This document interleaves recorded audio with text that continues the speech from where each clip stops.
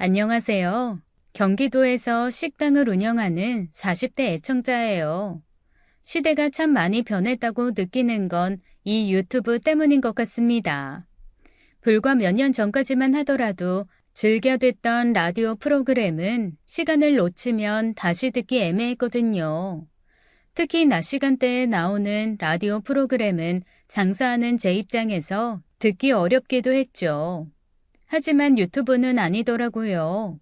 내가 원하는 시간에 들을 수 있으니 설거지하며 아침에 재료 다듬으며 시간 가는 줄 모르고 듣게 되는 것 같아요. 그중 하나가 바로 이 방송인데 오늘은 용기를 내 제 사연을 한번 전해보려고 합니다. 사연을 들어보면 항상 굴곡이 있는 삶이 많이 방송에 나오더라고요. 연말이 되니까 생각이 많아지고 생각이 많아지니까 또 옛날 일이 하나둘 떠오르기 시작했어요. 제 어린 시절부터 남편을 만났던 이야기, 그리고 결혼 후 시댁의 반대와 동서가 들어와 꿔다 놓은 보릿자루가 되었던 순간 등 할 이야기가 너무 많은 거 있죠. 문제는 제 떨어지는 필력 하나라 몇 날 며칠 고민을 하기도 했습니다. 그래서 요 며칠 사연을 집중해 들으며 어떻게 이야기를 진행하나 유심히 살펴봤거든요. 그랬더니 자라온 이야기부터 시간의 흐름대로 하나 둘 자연스럽게 이야기하더라고요. 마치 친구에게 하소연하듯이 말이죠. 저도 그렇게 시작해 보겠습니다. 서툴지만 저의 지나온 이야기 재미있게 들어주셨으면 좋겠어요. 제 어린 시절은 넉넉하지 못한 형편이었지만 항상 제 편이 되어주는 아빠 덕분에 아빠 딸이라는 별명을 엄마가 지어주셨습니다. 아빠는 제가 태어나기 전까지는 가정에 마음을 두지 못하시는 분이셨어요. 엄마 표현으론 항상 뜬구름을 잡으러 다니셨다고 했죠. 하지만 제가 태어나고 전혀 달라지셨다고 했습니다. 집안일에 관심도 없던 분이 제 기저귀도 갈아주고 젖병에 분유도 타 먹여주실 정도였으니까요. 지을 생각하지 말고 꼭 낳아. 이 딸 낳으면 집안 분위기가 달라질 거야. 붕 떠있는 애 아빠 마음 땅으로 내려줄 자식이니까. 딴 생각 말고 꼭 낳아. 사실 엄마는 저를 임신하고 지을 생각을 하셨대요. 하루 벌어 하루 겨우 사는 형편에 이미 3살 터울 오빠도 있었으니까요. 도무지 낳아서 키울 자신이 없어 지푸라기라도 잡는 심정으로 점쟁이를 찾아갔다고 했죠. 그런 엄마 마음을 알았는지 점쟁이는 절대 저를 지우면 안 된다고 했답니다. 제가 태어나야 아빠가 마음 잡고 일을 하기 시작한다고요. 차마 지울 용기가 없었던 엄만 결국 저를 낳았고 거짓말처럼 아빠는 마음을 잡고 열심히 살기 시작하셨죠. 그래서 엄마는 지금도 저를 아빠 딸이라고 부르세요. 아빠 사랑을 독차지해서 질투나는 딸이 아니라 아빠 마음 잡게 해준 복덩이 딸이라고 사랑 가득한 목소리로 말씀해 주십니다. 엄하고 다혈질인 아빠는 항상 저라면 꿈뻑 죽으시고 허허실실 하시죠. 그러니 제가 없는 가정 형편에서도 부모님 사랑을 얼마나 듬뿍 받고 자랐을지 짐작이 가실 것 같아요. 다행히 쥐구멍에도 벼뜰 날이 있다는 옛 속담처럼 저희 집 형편도 서서히 나아지고 있었어요. 어려운 형편에도 늘 부단히 노력했던 부모님에게 드디어 기회가 왔거든요. 아빠가 택시기사를 하셨는데 살 곳이 마땅히 없던 저희가 택시회사 지하에서 살게 되었습니다. 빈 공간을 방으로 만들고 사는 조건은 식당을 하는 것이었죠. 방을 만들며 사용한 돈과 보일러를 나갈 때 두고 간다는 조건으로 별도로 월세 같은 것도 없이 그곳에서 몇 년을 살았어요. 그렇게 힘들지만 식당을 하며 음식의 재능을 발견하신 엄마가 드디어 택시회사 지하를 벗어나 식당을 차리기로 결정하셨습니다. 형수, 내가 공항에서 대기하면서 이 식당 맛있다고 항상 이야기하고 있어요. 조만간 사람들 많이 올 거니까 형수 음식 맛있으니까 걱정 마시오. 고마워요. 오늘 일 끝났으면 소주 한 병 서비스로 줄게. 마시고 들어가 푹 쉬어요. 엄마가 연 식당은 기사 식당이었는데 택시를 했던 아빠 동료분들이 자진해서 광고를 해주시는 덕분에 가게는 빠르게 안정화되었어요. 아빠가 택시 일을 나간 사이에도 아빠 동료분들이 손님을 몰고 오기도 했고 손님이 너무 많으면 자진해서 반찬을 나르는 등 식당이 자리 잡는 데 큰 도움을 주셨습니다. 아빠도 택시 일을 그만두고 가게 일을 돕기 시작했고 저 역시 틈나는 대로 서빙하는 게 일상이 되었죠. 어느덧 고등학교를 졸업하게 되었지만 딱히 미래에 대한 꿈이 없었던 저는 하고 싶은 것도 없었어요. 자연스럽게 아침에 눈을 뜨면 가게에 가서 식사를 했고 그렇게 있다 보면 저녁까지 부모님을 돕는 게 일상이 되었습니다. 그 무렵 친구들은 대학을 가 새로운 친구를 사귀느라 바빴고 평일에 특별히 할 일이 없었던 제가 할 수 있는 유일한 일이었던 것 같아요. 부모님 역시 저에게 특별히 공부하거나 무엇을 배우라고 말씀하지도 않으셨고요. 그렇게 저는 고등학교를 졸업하고 대학 진학이 아닌 부모님 가게 일을 돕는 데 열중하게 되었습니다. 부모님 가게는 동네에서 꽤 알아주는 맛집으로 통했어요. 택시회사 지하에서 식당을 시작했던 엄마는 기사 식당으로 가게를 열었지만 어느새 가게 손님의 반 이상은 일반 동네 사람들이거나 회사 직원이었죠.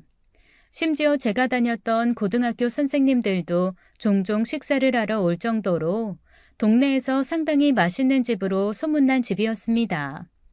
그러다 보니 자연스레 얼굴을 익히는 손님들도 늘어갔어요. 오늘은 손님이 많이 없네요. 아니에요. 오늘도 바빴어요. 벌써 2시 반인걸요?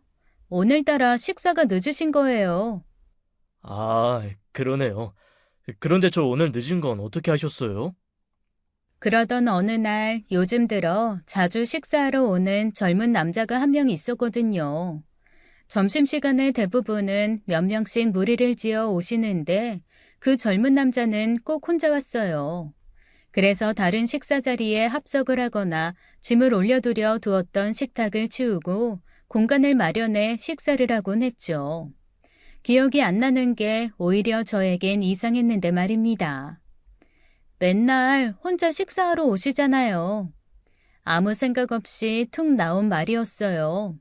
정말이었으니까요. 제가 그렇게 답할 거라는 걸 생각 못했는지 아니면 어떤 다른 대답을 원했는지 그 젊은 남자는 당황하더라고요. 아, 제가 늘 혼자 왔죠. 뭐 친구가 없거나 동료가 없어서 그런 건 아니고요. 저 여기 위층에 있는 학원 강사예요. 그러니까 제가 왜 혼자 밥 먹으러 왔냐면요. 그러더니 묻지도 않은 말을 주저리 늘어 놓았습니다. 바쁜 시간이 끝났고 저 역시 휴식을 취하려던 참이어서 말을 끊기도 뭐했기에 가만히 듣고 있었어요. 그러자 그 젊은 남자는 자신이 별 내용 없는 말로 떠들었다는 생각이 들었는지 이내 죄송하다는 말을 하더라고요. 전 아니라고 답했지만 그 상황이 속으로 웃겼어요. 식당에 밥을 혼자 먹으러 오던 아니던 그게 뭐 대수라고 저에게 변명을 할까 싶었으니까요. 그날 이후 한동안 그 젊은 남자는 식당에 오지 않았습니다. 그래서 자연히 제 기억에서도 잊혀졌어요. 그렇게 2주 정도 지났을 무렵 오랜만에 그 젊은 남자가 다시 식당에 들렸더라고요. 오랜만에 왔죠. 좀 바빴어요. 지난번에 와보니까 점심시간보다 이 시간에 오는 게 한가한 것 같아서 일부러 이 시간에 왔어요. 네, 그러셨어요?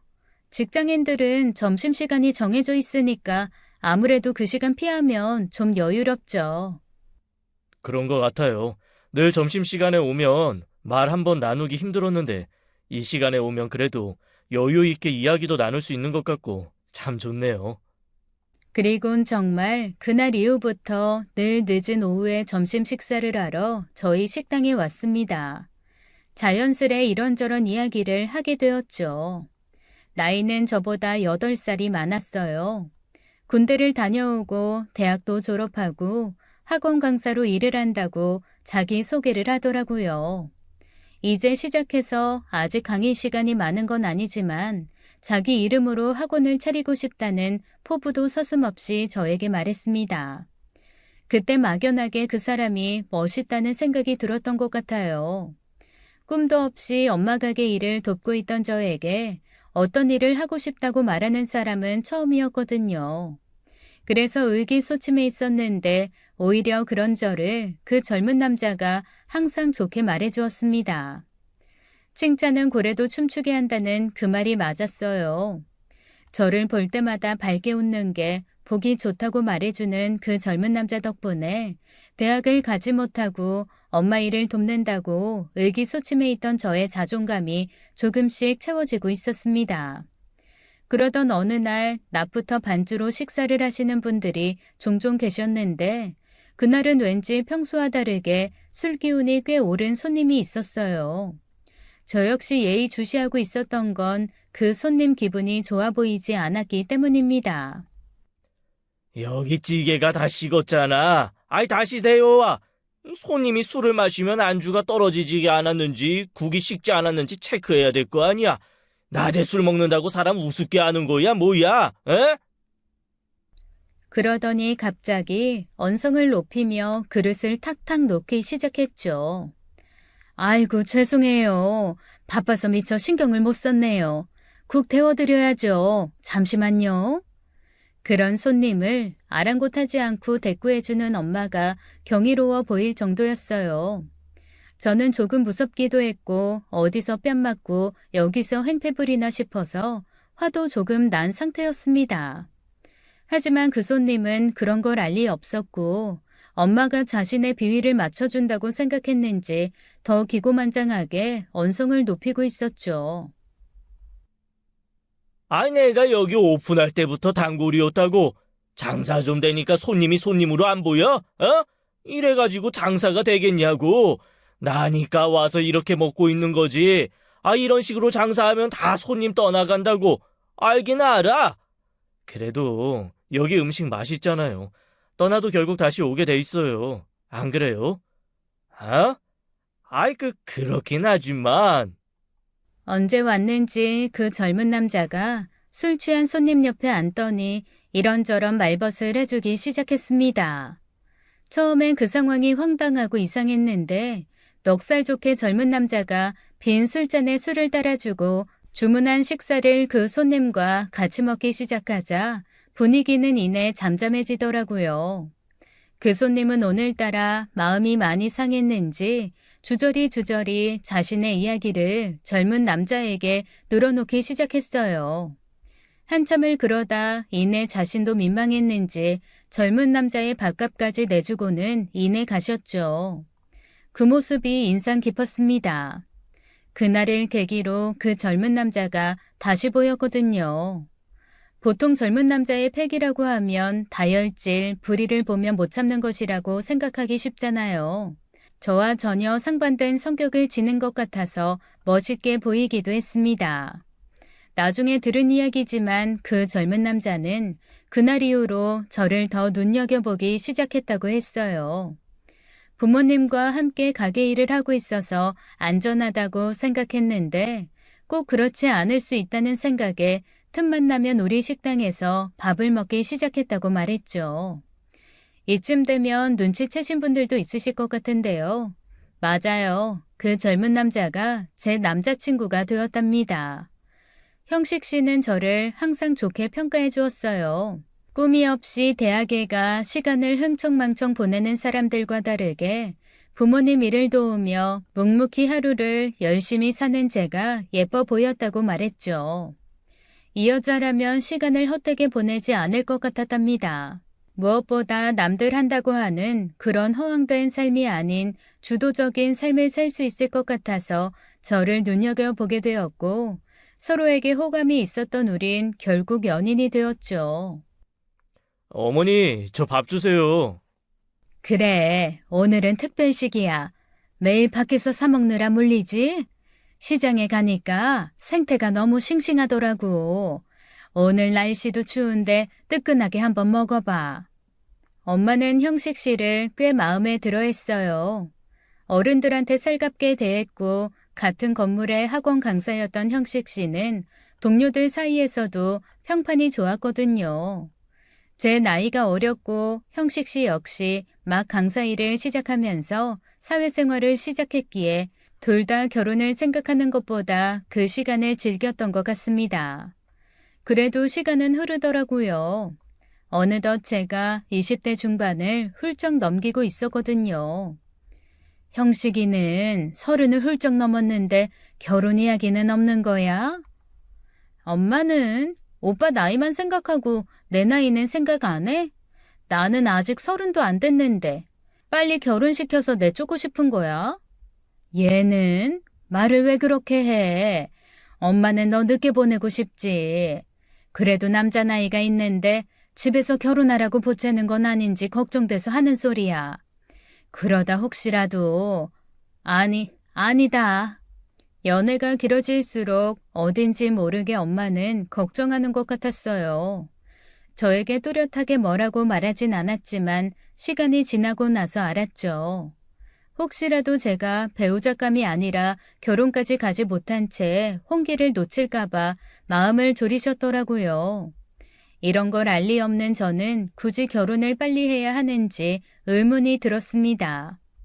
아직 친구들 중에도 결혼한 친구들이 없었기에 더 그랬는지 모르죠.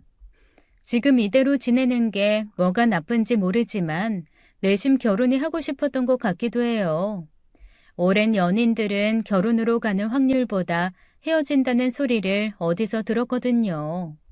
그래서 전에 하지 않던 이야기를 주저리 형식 씨에게 늘어놓기 시작했네요. 오빠, 엄마가 나 내쫓고 싶나 봐. 글쎄 결혼 언제 하냐고 묻는 거 있지? 말로는 아니라는데 뭐가 걱정인 건지. 어머니가 그런 말씀을 하셨어? 언제 결혼하냐고?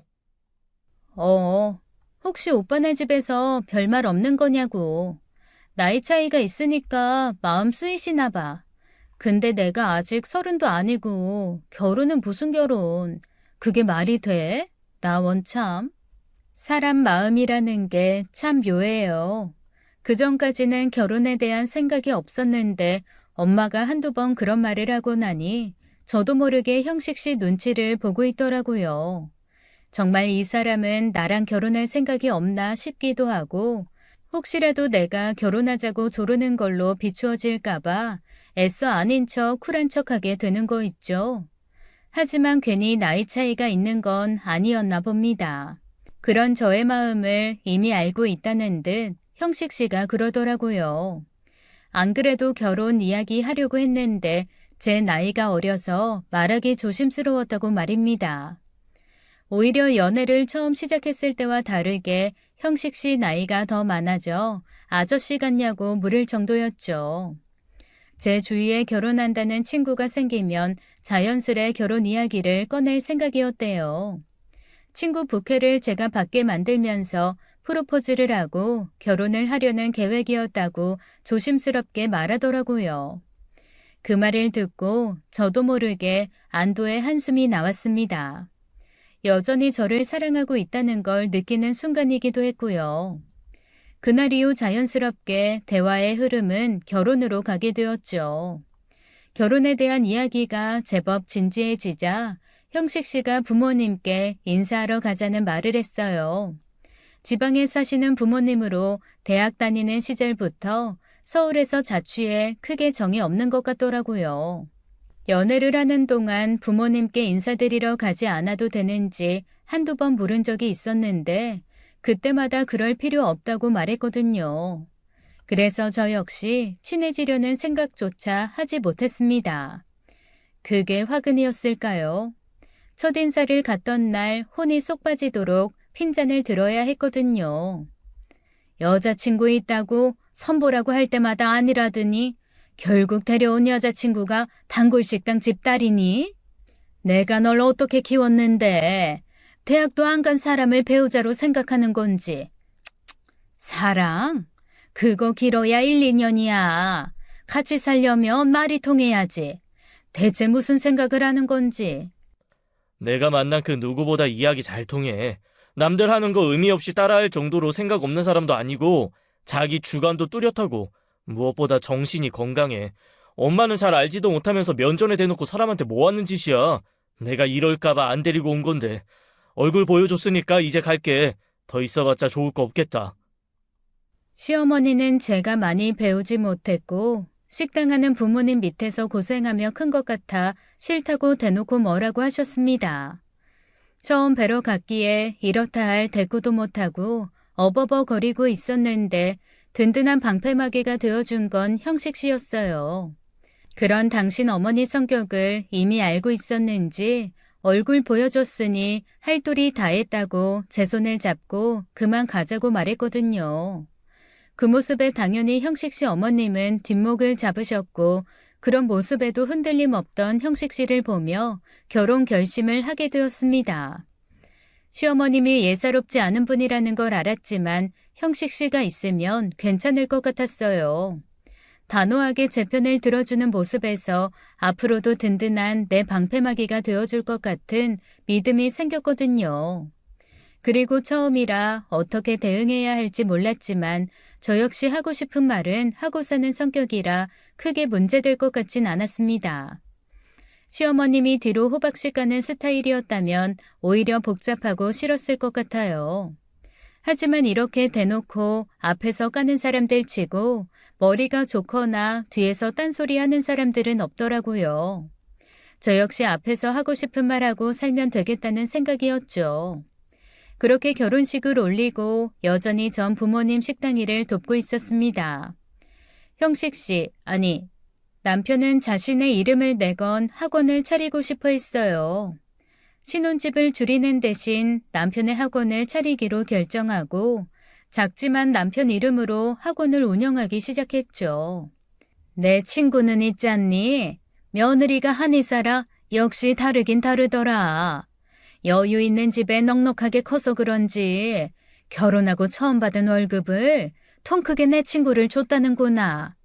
그동안 아들 잘 키워줘서 고맙다고.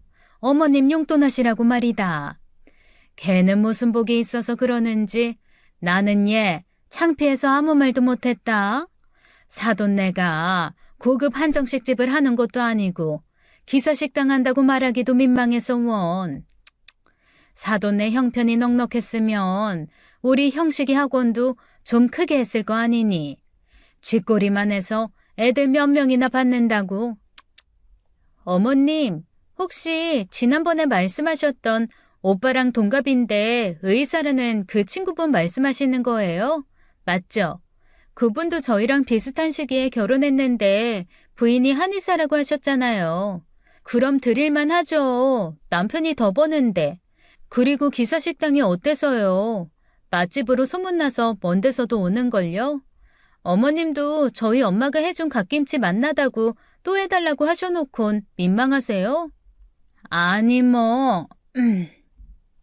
저와 남편은 잘 지내고 친정과도 아무 문제 없는데 단 하나의 문제가 있다면 시어머님이었습니다.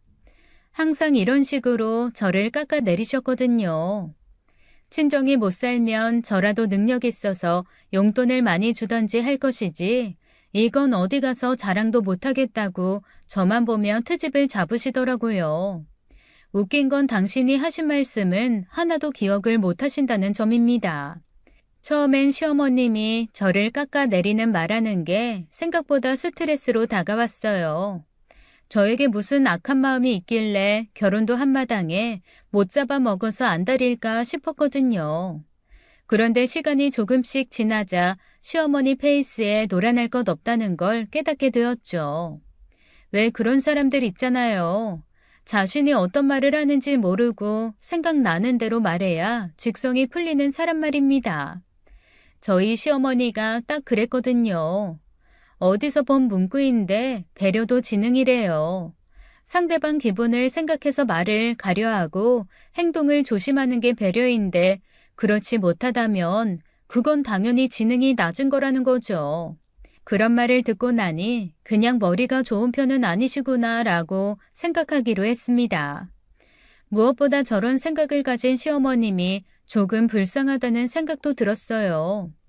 타격이 하나도 없는 저에게 저런 말씀을 하시는데 당신 속은 얼마나 시끄럽고 들끓을까 싶더라고요. 그렇게 2년 정도 지났을 무렵 도련님이 결혼할 여자를 데리고 왔습니다. 어서 와라. 이제야 우리 집에 제대로 된 사람이 들어오는구나.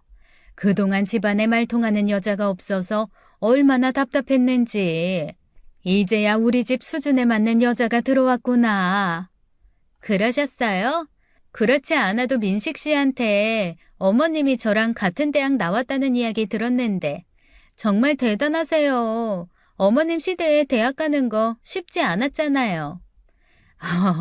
얘 그걸 알아주니 내가 다 고마워지려고 하네.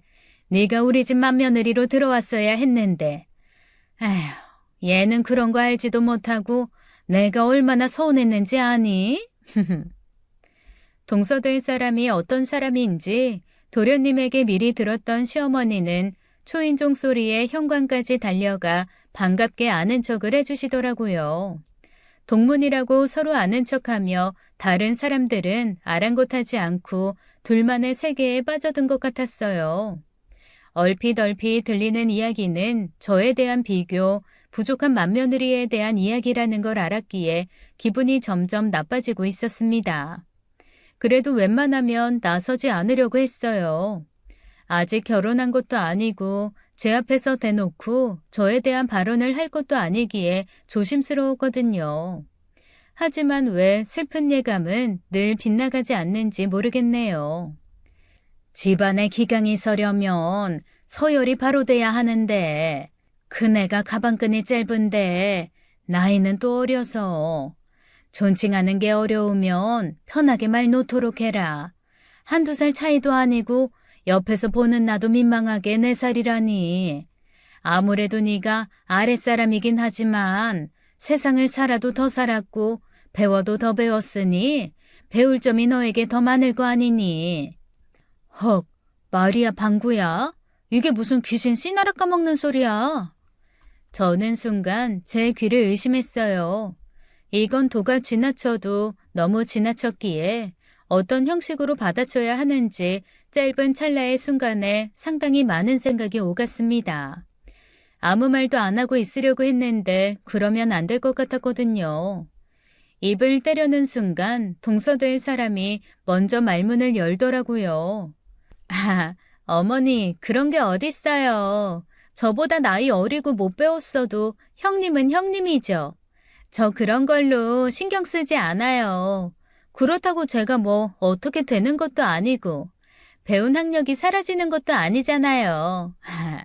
어머님이 저 예뻐해 주시는 것만으로도 전 만족해요. 옆에 사람 있는데 너무 대놓고 그러시면 어머니 저 민망해요. 역시 내 대학 후배답게 똑부러지네. 많이 배운 사람이라 그런가 마음까지 넓구나 넓어. 무조건 합격이야. 하루라도 빨리 결혼 날짜 잡자꾸나. 너 같은 며느리가 진작 우리 집에 들어왔어야 했는데 이제라도 된 게 얼마나 다행인지 모른다. 안 그러니 얘야? 어머님 말씀이 옳아요. 배운 사람이 동서로 들어오는 건 정말 좋은 일인 것 같아요. 저도 환영해요. 가방끈 짧고 생각 없는 동서 들어왔으면 큰일 날 뻔했어요. 형님 대우도 못 받고 쌍놈의 집안 될 뻔했잖아요. 형님 나이 어리다고 하대하는 거 콩가루 집안이나 하는 거죠. 형님 막대하면 그 집 장남을 호구로 하는 건데 아유 생각만 해도 끔찍해요 어머니. 순간 길을 잃은 어린 양처럼 시선을 어디다 두어야 할지 우왕좌왕하는 시어머니와 예비 동서를 보았네요. 어디서 말 같지도 않은 말로 말장난을 하는지 웃기지도 않더라고요. 그때 그런 생각이 들었어요. 배움의 끈이 아무리 길어봐야 소용없구나라고 말입니다. 사람의 됨됨이는 배움의 끈과 전혀 관계가 없는 것 같았기 때문이에요. 시어머니가 동문이라는 이유로 환대한다고 생각했던 동서는 저를 은근 돌려깎기 하면서 시어머님과 내적 친밀도를 높이더니 제가 저 말을 한 이후 제 눈치를 슬슬 보기 시작하더라고요. 겉으론 모르는 척 웃고 있었지만 머릿속은 좀 복잡했습니다. 시어머니 한 명은 어떻게든 상관 안 하고 지냈는데 동서까지 좀 버거울 것 같았거든요. 그래도 한 집에 사는 거 아니고 크게 신경 쓰지 말자고 제 마음을 다독였죠. 어쨌든 뭐 제가 데리고 살 것도 아니니까요.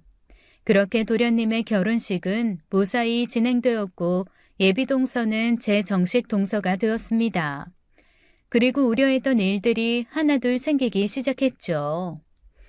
예, 옥주연이 그렇게 노래를 잘하는지 정말 몰랐다. 웬만한 뮤지컬 배우 뺨치더구나. 재능도 재능이지만 정말 피나는 노력을 했을 거야. 얼마 만에 보는 문화생활인지. 예, 네가 우리 집 식구가 되니까 내가 사람다운 취미생활을 다 한다. 어머니, 저도 정말 좋아요. 다른 친구들은 시집살이 심하다는데 전 어머님이랑 이야기도 잘 통하고 뮤지컬 공연도 같이 보러 다니고 다들 부러워하는 거 있죠? 형님 오셨어요? 어머님이랑 지난 주말에 뮤지컬 보고 왔거든요. 너무 재밌어서 그 이야기 하고 있었어요. 어머니, 우리 이제 그만 이야기해요. 형님 괜히 소외감 느끼겠어요. 얘는 뭐 그렇게까지 하니? 형님이 무슨 벼슬이라고. 수준이 맞아야 태화도 하는 거지. 뮤지컬이 한두 푼 하는 것도 아니고. 그런 걸 이해할 머리가 되었으면 진작 같이 다녔지. 그네는 주방 가서 과일이나 내오라고 하고 우린 하던 이야기 마저 하자꾸나. 간만에 문화생활 했더니 뮤지컬에 관한 이야기가 너무 하고 싶어. 어머니, 명작은 머리로 이해하는 거 아니고 가슴으로 받아들이는 거 아니에요? 머리로 이해하는 건 머리 나쁜 애들이나 하는 거죠. 옥주연 나오는 뮤지컬이면 레베카 말씀하시는 거죠? 어머님 그거 재밌으면 댄버스 부인 역에 장은하 씨 나오는 것도 꼭 보세요. 전 개인적으로 그분 역할이 마음에 들었거든요. 옥주연 씨도 잘하는데 캐릭터가 너무 강한 느낌이라면 장은하 씨는 또 다른 느낌이에요. 각기 배우마다 장단점이 있는데 다른 버전도 한번 보시면 더 재밌으실 거예요. 어머, 형님, 레베카 여러 번 보셨나 봐요? 한 번도 아니고 여러 번 볼 정도면 뮤지컬 좋아하시는구나. 아, 몰랐네요. 정말 의외의 취미세요. 시어머님과 동서둘이 저를 꿔다 놓은 보리자루 취급하기 시작하더라고요. 사실 꼭 저와 함께 다닐 건 없다고 생각해요. 마음에 맞는 사람끼리 다니는 건 좋은 거잖아요. 저는 시어머님과 다니는 거 크게 상관없는데 시어머님이 저랑 다니는 게 수준이 안 맞는다고 생각하시니 굳이 다닐 생각하지 않았죠.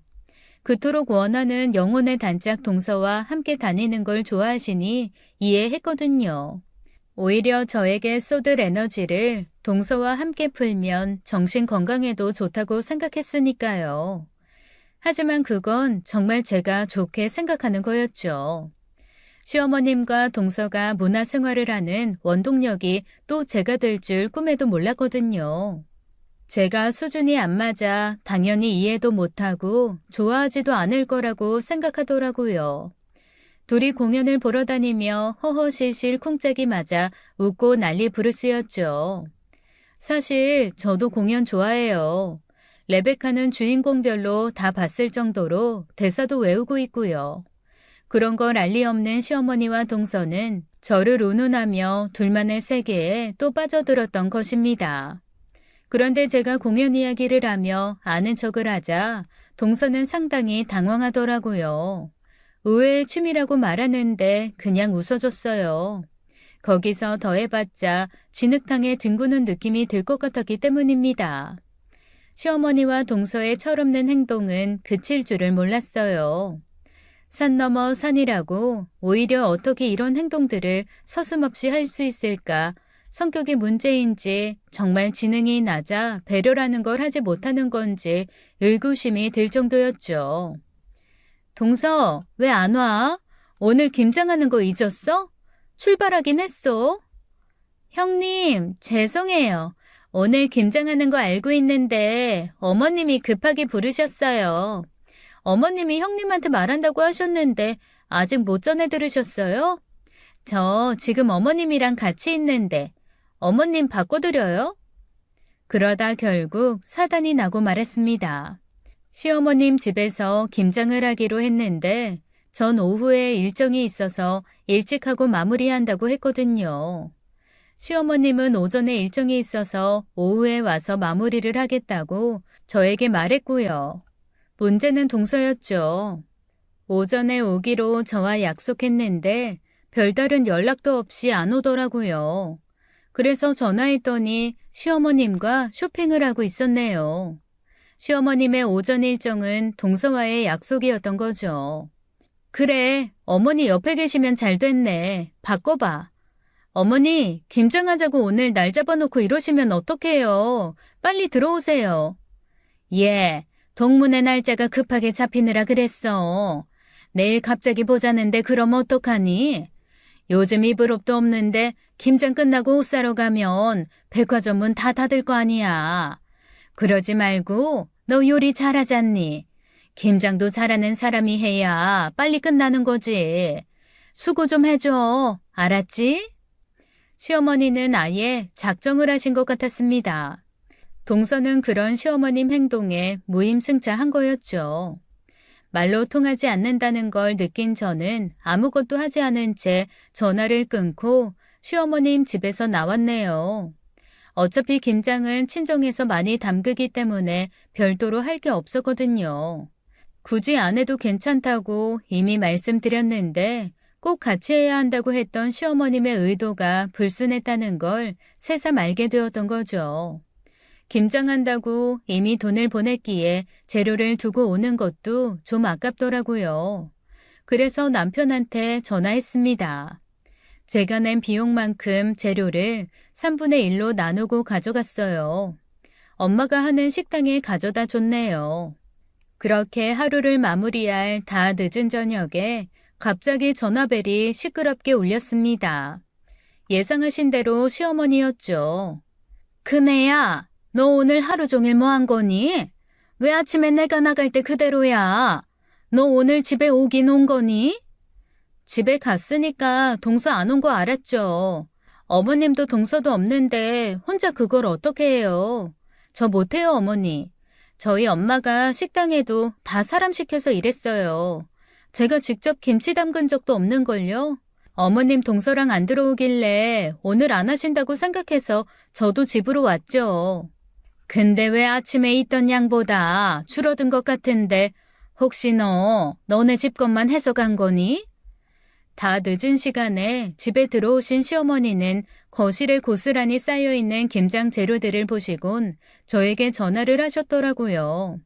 당황하셨겠죠. 전 당연하다는 듯 뻔뻔하게 말했습니다. 같이 담그는 줄 알았는데 아니라는 걸 알았으니 제 재료만 쏙 빼왔다고 말이죠. 시어머니는 예상하지 못했던 상황에 고래고래 소리를 지르시더라고요. 시어머니를 우습게 안다는 둥, 그럼 이건 어떻게 하냐는 둥, 제가 어떻게 해결해 주길 대놓고 바라셨어요. 저를 진짜 모질이로 아시는 건지 저도 모르게 제가 왜요? 라고 대꾸해버렸네요. 왜라니? 네가 우리 집 맏며느리 아니니? 자고로 집안의 대소사는 맏며느리가 책임감을 가지고 해야 하는 거야. 김장을 왜 하는 거니? 겨울 내내 가족들이 먹을 음식을 비축하는 건데. 이래서 집안에 여자가 잘 들어와야 하는 거야. 사돈 어르신들은 장사하느라 바빠서 이런 것도 안 가르쳐 주셨니? 대체 어디서부터 가르쳐야 할지 얘 감도 안 잡힌다. 어머니, 그럼 고간 열쇠 저 주세요. 얘는 웬 자다가 봉창 두드리는 소리니? 와서 김장하라는데 웬 고간 열쇠? 너 지금 잠꼬대하니? 내 이야기 제대로 듣고 있는 거야? 원래 집안의 대소사 관리하는 안주인이 그 집안의 고간 열쇠도 관리하잖아요. 어머님이 저 고간 열쇠 주시면 맏며느리 책임감 좀 발휘해 볼게요. 설마 고간 열쇠도 안 주시고 머슴처럼 부려먹으시려 했던 건 아니죠? 저 빚 좋은 개살구는 싫어요. 얘는 요즘이 어느 시대인데 곡간이 어디 있다고 곡간 타령인지. 예, 됐다. 김장, 내가 담그면 될 거 아니니. 싫으면 싫다고 말하면 되는 거지. 뭔 고간 열쇠를 주라 말아야. 전화 끝낸다. 김장 독박스라고 시어머님께 고간 열쇠 달라고 말했더니 급하게 전화를 끊으시는 거 있죠. 그렇게 김장 사건이 일단락되고 나선 한동안 잠잠하더라고요. 시어머님과 동서가 별도로 만났는지 안 만났는지 저는 알 길이 없었어요. 별도로 알아볼 생각도 안 했고 둘이 만난다고 하더라도 모든 걸 제가 다 알 필요는 없으니까요. 오히려 그동안 신경 쓰였는데 잠잠한 게 편하게 느껴졌죠. 그리고 그 무렵 제가 바빠졌거든요. 부모님이 운영하던 식당이 꽤 잘 되니까 2호점을 내보는 게 어떻냐고 남편이 저에게 말하더라고요. 어릴 때부터 부모님을 도와 식당을 오래 운영해서 그런지 손님 관리도 잘하고 가게평도 좋으니 한번 도전해보는 것도 좋겠다는 생각을 조심스레 전했습니다. 그리고 그 이야기가 저를 빼고 이미 꽤 오랫동안 남편과 저희 부모님이 생각했다는 것도 알게 되었죠. 처음 그 제안을 받았을 땐 당연히 당황했어요. 항상 부모님 밑에서 함께 일했기에 제 가게를 꾸린다고 생각하지 못했거든요. 남편 학원도 어느 정도 잘 운영되고 있어서 막연하게 계속 이대로 산다고 생각했던 것 같습니다. 하지만 좀 더 곰곰이 생각해보니 못할 것도 없겠다 싶었어요. 그래서 용기를 내서 도전을 했고 오픈하게 되면서 시댁일에 크게 신경 쓸 여력도 없었죠. 어머니 오셨어요? 예, 축하한다. 사돈 어른 음식 솜씨 좋으니까 이렇게도 대박 터트릴 수 있구나. 부럽다 얘. 돈방석에 앉는 거 이제 시간 문제일 거 아니니. 가게 오픈을 하고 한 달이 지났을 무렵 갑자기 시어머님이 찾아오셨어요. 가게를 새로 낸다고 했을 때만 해도 별다른 반응이 없었거든요. 그런데 대뜸 가게에 오셔서 전과 다른 분위기를 풍기시는데 좀 의아해졌습니다. 저한테 이렇게 관심을 주실 분이 아니라는 걸 너무 잘 알았으니까요. 이건 또 뭐야? 어떤 컨셉을 잡으신 거지? 머릿속이 복잡해졌어요. 욕 같으면서도 칭찬하는 것 같기도 하고 부럽다는 말을 내포하는 것 같았습니다. 결혼하기 전부터 저를 험담하고 깎아내리기 바쁘셨던 분이시라 이렇게 표현한다는 것 자체가 있을 수 없는 일이라 생각했어요. 무언가 이유가 있을 것 같았죠. 식사를 내오고 시어머님이 식사를 하시기 시작했는데도 여전히 저에 대한 부러움이 계속되었습니다. 그때 직감했어요. 시어머님께 돈 문제가 생겼다는 것 말이에요. 그래서 모르는 척 해야 할지 아니면 아는 척을 해야 하는지 머릿속이 복잡해졌습니다. 큰애야, 나 큰일 났다. 나 좀 살려다오. 하지만 제 걱정이 무색할 만큼 제가 물어보기도 전에 시어머님이 이실직고 하셨어요. 시아버님이 공무원으로 집안일에 크게 관여를 안 하세요. 월급은 모두 시어머님이 관리하시고요. 그런데 한 6개월 전쯤 시아버님이 경기도 어느 지역에 땅을 매입하라고 하셨나 봐요. 좋은 투자 기회라고 생각했던 시어머님은 동창 모임에서 정보를 흘렸고 그곳보다 더 좋다는 곳을 알게 된 거죠. 이왕 투자를 한다면 당연히 이득되는 곳에 하고 싶은 게 사람 심리잖아요. 시아버님께 동의를 구하지 않고 시어머님 마음대로 다른 곳에 투자를 하신 거였습니다. 그렇게 6개월이 지나고 나니 시아버님이 투자하라고 했던 땅은 가격이 올랐고 시어머님이 투자한 땅은 오히려 떨어지게 된 거죠. 네 아빠가 오른 만큼만 팔고 초기 투자한 비용만 내버려 두라는데 어떡하니? 원금도 못 찾겠는데. 너 돈 있을 거 아니야. 가게 새로 오픈하고도 장사 매일 잘 된다며. 나 좀 살려주면 안 되겠니? 분명히 이거 알게 되면 그 성격에 가만히 안 있을 거야. 다 늙어 이혼당하면 어떡해. 제발 나 좀 살려다오. 마음 비우고 살다 보니 이런 날도 오더라고요. 시어머님은 지금까지 저에게 단 한 번도 보이지 않던 모습을 보이기 시작하셨죠. 상당히 곤란한 표정으로 남편이나 서방님에게 말하면 당연히 아버님 귀에 들어갈 거라고 생각하고 계셨어요. 그렇게 동문이라고 안으로 끼고 돌던 동서조차 가정주부로 도움이 안 된다고 딱 선을 그으시더라고요. 그런 시어머님을 보고 있자 저도 모르게 피식 웃음이 났습니다. 어떻게 이런 사람 밑에서 남편이 바르게 컸을까 싶을 정도였죠. 아무런 말도 하지 않고 가만히 시어머님을 바라봤어요. 저도 마음이 나빴는지 도와드릴 수 있는데 당연히 도와드리겠다는 말이 안 나오더라고요.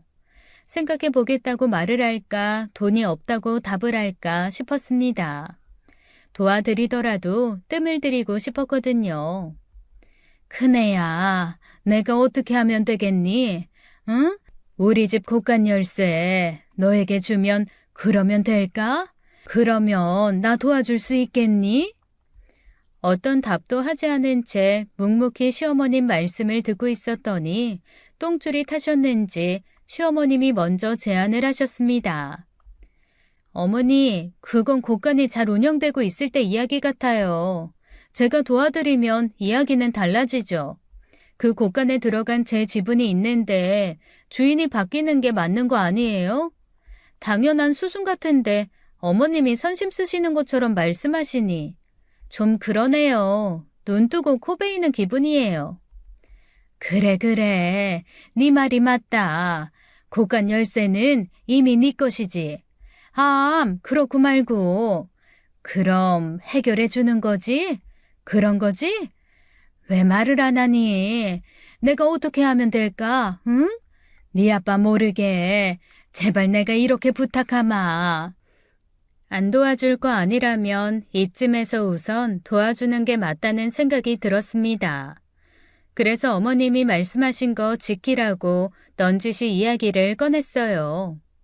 시어머님은 곳간 열쇠는 물론 시아버님께 말을 안 한다는 조건이면 무엇이든 제 뜻대로 하겠다고 제 앞에서 몇 번이나 다짐을 하셨습니다.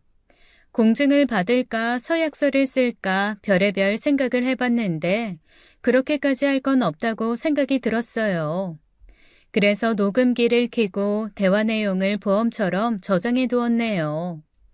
그렇게 시어머님이 친사구를 수습하고 1년 정도 지난 것 같아요. 그동안 2호점으로 난 제 가게도 이미 자리를 잡아 제가 사는 지역에서 모르는 사람이 거의 없을 정도로 바쁘게 지냈습니다. 바쁜 와중에도 곳간 열쇠 주인이 뭐라고 시댁일을 소홀히 할 수 없더라고요. 제가 감투에 욕심이 있는지 몰랐는데 막상 감투를 쓰고 나니 제대로 해야겠다는 생각이 막 들었거든요. 그래서 한 달에 한 번은 꼬박 시댁에 찾아가 함께 식사하고 동서에게 안부 전화도 하며 맏며느리로서 역할을 좀 더 성실하게 하게 되었네요. 동서, 무슨 일 있어요? 요즘 턱 목소리에 힘이 없네. 지난 주말에 가족 모임에서도 별다르게 말하는 것도 없고. 어디 아파요? 시어머님이야 부동산 사건 이후 잠잠해졌다곤 하지만 동서는 아니잖아요. 그랬기에 눈에 띄게 달라진 동서 태도가 마음에 쓰였습니다. 뭐라고 해야 할까요? 시어머님과 의기투합해서 말할 땐 철없는 철부지 같았다면 요즘 보이는 동서의 모습은 어딘지 모르게 바람빠진 풍선 같았거든요. 혹시 어디가 아픈 건 아닌지, 제가 모르는 문제가 생긴 건 아닌지 걱정이 되기 시작했죠. 아니에요. 어디 아픈 거 아니에요. 아픈 게 아니면 무슨 일 있어요? 말끝을 흐리는 게 분명 무슨 일 있는 것 같은데. 말하기 곤란한 거예요? 그런 거면 나중에 말하고 싶을 때 말해요. 내가 도와줄 수 있는 일이면 도와줄 테니까. 형님, 저 어떡해요? 무슨 일이 있을 거라는 건 짐작했지만 갑자기 저에게 울음을 터뜨릴 거라는 건 전혀 예측하지 못했어요. 수화기 너머로 서러운 듯 우는 동서를 보니 왠지 모르게 같은 여자로서 동정심이 들었습니다. 같은 동문이라고 감싸는 시어머니도 결국 아무 힘이 되지 못했고 서방님이 해결해 줄 수 있는 문제라면 동서가 이렇게 서글프게 울 것 같지 않았거든요. 도무지 진정이 될 기미가 보이지 않아 동서 집으로 가겠다는 말을 하고 전화를 끊었어요. 평소 자존심이 높은 동서라 제 앞에서 이렇게 울 정도라면 예산일이 아니라는 생각이 들었으니까요. 동서네 집과 저희 집이 40분 거리로 제가 도착했을 땐 동서가 이미 어느 정도 진정이 된 상태였습니다. 그런데 그새 얼마나 울었는지 두 눈이 팅팅 부었더라고요. 형님, 오셨어요? 이런 모습 보이니까 민망하네요. 어색하게 웃는 동서를 보니까 아무 말도 나오지 않았어요. 어설픈 위로가 얼마나 마음을 상하게 할지 감히 짐작할 수도 없었거든요. 어떤 상황인지 모르는데 단지 울었다는 사실로 동서를 이해하는 척하는 건 위선일지 모른다는 생각에 조심스러웠습니다. 제가 동서보다 나이는 어려도 형님이기에 더 그랬던 것 같아요. 그런 저의 마음을 아는지 모르는지 속에 있는 말을 주저리 늘어놓기 시작했죠. 사는 게 참 별거 없네요. 좋은 대학 나오면 뭐해요? 전공 살리지도 못해서 할 줄 아는 것도 없는데. 없는 형편에 저 대학 보낸다고 등골 빠지게 일했던 부모님. 노년에 고생하시는데 아무런 도움도 못 되고. 형님, 미안해요. 할 줄 아는 것도 없고 형님보다 나이는 많은데 내세울 게 대학밖에 없었어요. 아무짝에도 쓸모없는 대학. 그 대학 안 나왔으면 우리 부모님 고생 덜 했을 텐데. 무방비 상태에서 판도라의 상자를 열어버렸을 때 기분 아세요? 전 알 것 같았어요. 동서가 갑자기 신세 한탄을 하며 제 앞에서 다시 울기 시작했을 때 그랬거든요. 무슨 일이 있다는 건 알았지만 그게 동서 친정 부모님과 관련된 일이라곤 생각하지 못했어요. 그리고 그게 없는 형편에 동서 대학 보내느라 무리하게 빚을 졌고 그로 인해 동서 친정 형편이 기울어지기 시작했다는 걸 알 턱이 없잖아요. 학자금 대출을 받기도 했지만 동서가 대학 졸업하고 취업을 제대로 하지 못한 것 같았어요. 아르바이트나 일을 하지 못했던 건 동서 건강이 많이 약했다고 하더라고요. 결국 고스란히 빚은 부모님이 지게 되었고 결혼 후 도움을 주고 싶었지만 서방님이 원하지 않아 아무런 도움을 주지 못하는 상황이었던 거죠. 알면서 모르는 척 지나치다 상황이 점점 안 좋은 쪽으로 가다 보니 동서도 죄책감을 느끼게 되었고 아무런 도움을 못 드리는 자신의 처지와 저를 비교하게 되면서 더 우울한 상태에 빠지게 되었던 거예요. 동서, 이럴 땐 차라리 도와달라고 말하는 거예요. 내가 아까 전화로 말했잖아요. 도와줄 수 있는 일 있으면 도와주겠다고. 왜 말을 못해요?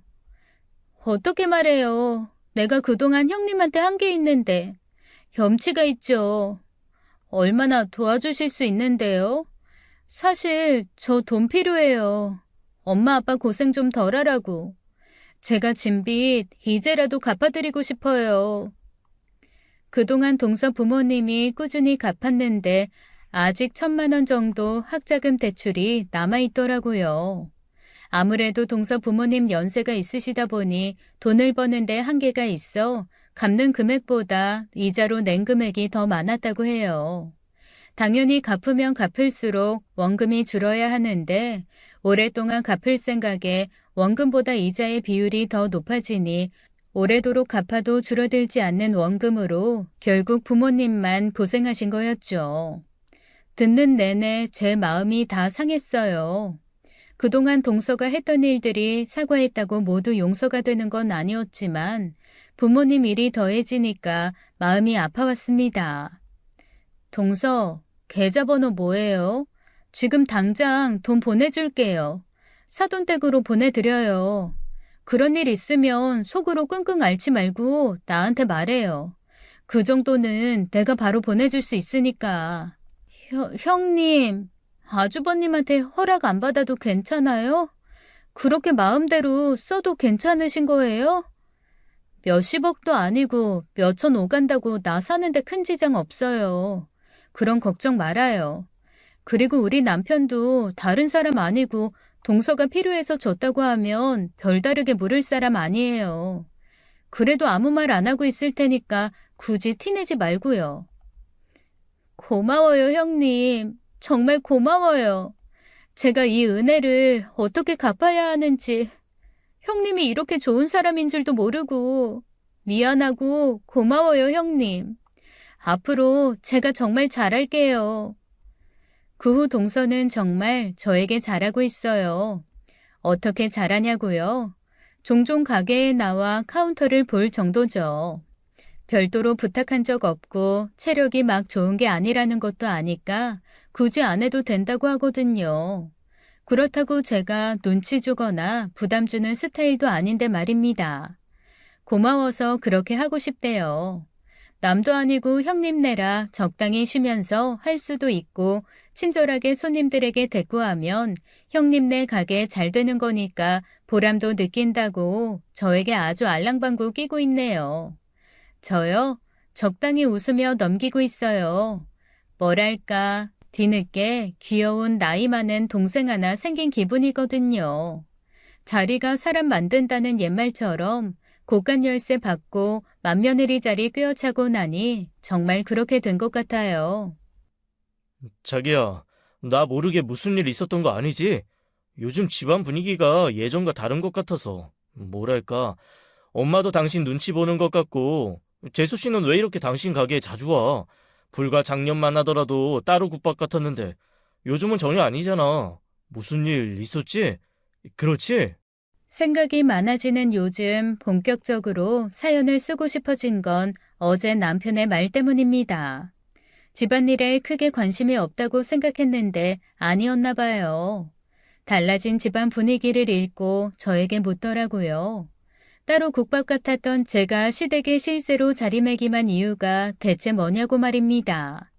궁금해하는 남편에게 아무 일 없었다고 말해주었네요.